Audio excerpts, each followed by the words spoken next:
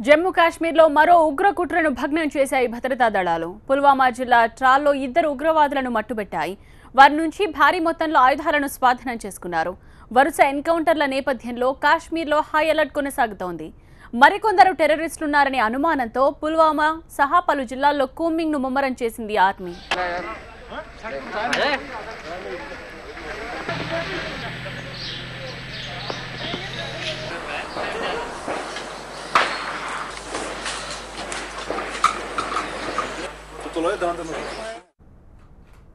Troll సమీపంలోని సతోరా ప్రాంతంలో టెర్రరిస్టులున్నట్టు ఆర్మీకి సమాచారం వచ్చింది.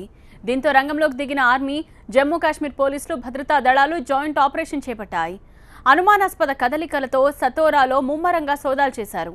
ఈ నేపథ్యంలోనే ఉగ్రవాదులు ఓ ఇంట్లో దాగినట్టు గుర్తించి ఎన్కౌంటర్ చేశారు. జూలై 9న ట్రాల్లో సిఆర్పీఎఫ్ క్యాంప్పై దాడి చేశారు ఉగ్రవాదులు.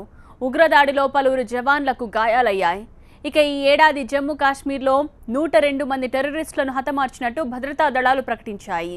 పుల్వామా, పోపియన్, అనంతనాగ్, కుప్వారా, బుద్గాం జిల్లాలో ఎక్కువ ఎన్కౌంటర్లు జరిగినట్టు తెలిపాయి. ఉగ్రవాదుల ఏరివేత కోసం కౌంటర్ టెర్రర్ ఆపరేషన్ కొనసాగుతోందని చెప్పింది ఆర్మీ.